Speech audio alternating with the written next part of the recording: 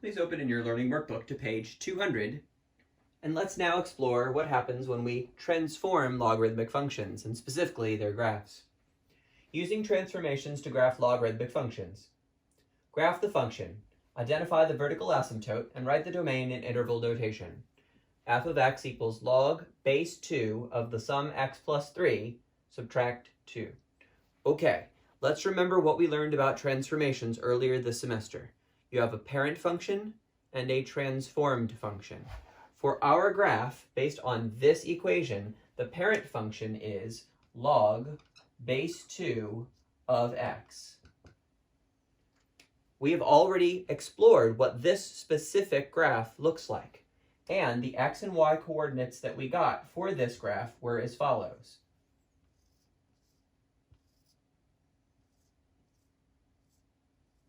The base was 2, and 2 to the negative 2 was 1/4. The base 2 to the negative 1 was a half. 2 to the 0 was 1. 2 to the 1 was 2. 2 to the 2 was 4. And the exponent gave us y. So as you can see, it's pretty easy to create a table of points for our parent function. Now we just have to figure out how do we transform these coordinates so that we get the coordinates of our new function. Let's make a comparison. The first thing we should look for is horizontal shifting. That would be adding or subtracting inside close to x.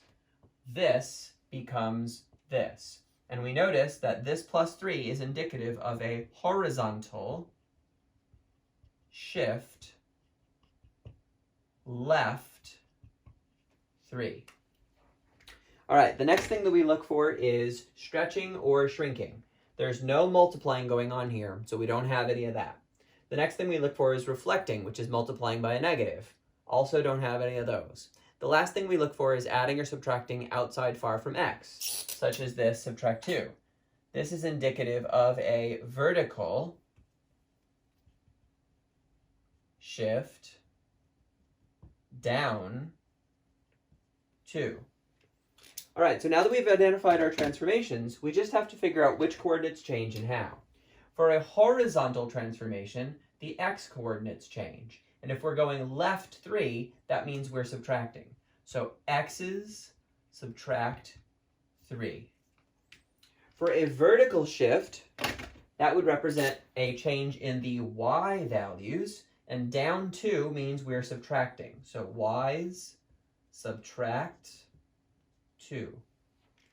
Okay, with those two patterns, we can now come up with our new table of points for this graph that we are about to make. All right, 1, 2, 3, 4, 5 rows. All right, so here we go. The x's, we're going to subtract 3. So right here, this column, all these values here, these x's, we're going to subtract 3, and that will give us our new x values. 4 subtract 3 is 1. 2 subtract 3 is negative 1. 1 subtract 3 is negative 2. Half subtract 3 is negative 5 halves. Quarter subtract 3 is negative 11 fourths. Now those last two perhaps merit a little bit of explanation. Half minus 3. Half minus 3 is the same thing as half minus 3 over 1. When you get a common denominator, times 2 times 2, then this is the same thing as half minus 6 over 2, which is 1 minus 6, or negative 5 over 2. And that's where the negative 5 over 2 comes from.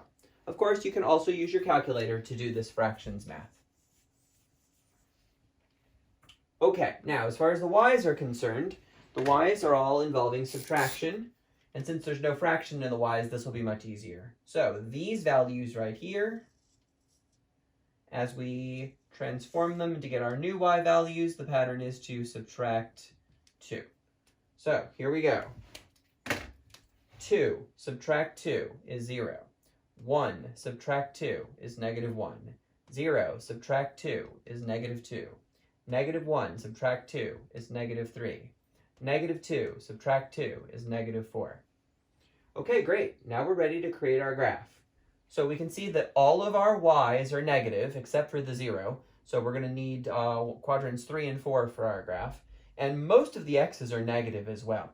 So I'm going to make my grid look like this. And that's where I'm going to put all of my points. So -1, -2, -3, -4, -1, -2, -3, -4. I'll put a positive 1 on both of those sides. X and y. This is -4. This is -4.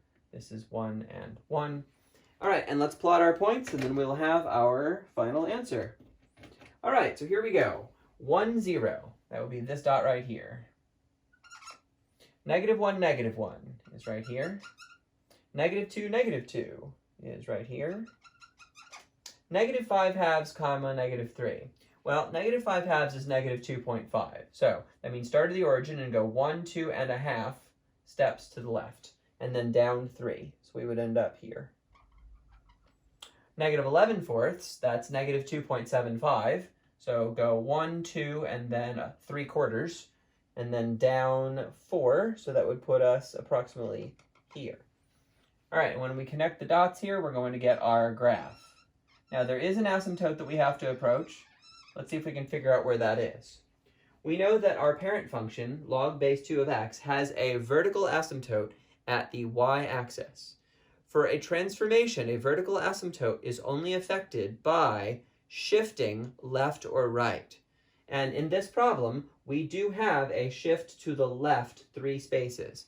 So 3 spaces to the left, instead of x equals 0, would be at x equals -3. 0, -1, -2, -3. So our asymptote for this graph is at -3. X equals -3. And you can see that that's exactly what's going on here with our ordered pairs. They're getting closer and closer and closer to, but never reaching, -3. Let's write the equation of that asymptote right here. X equals -3. Okay, so we're almost done with this problem. The only thing left is to find the domain in interval notation.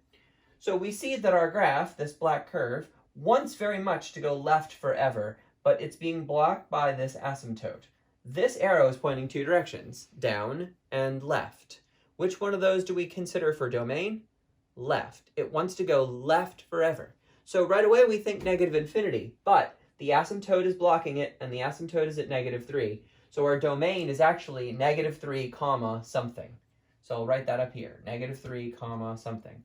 This goes forever to the right, so that other something is infinity. So our domain in this problem is parenthesis -3, comma, infinity.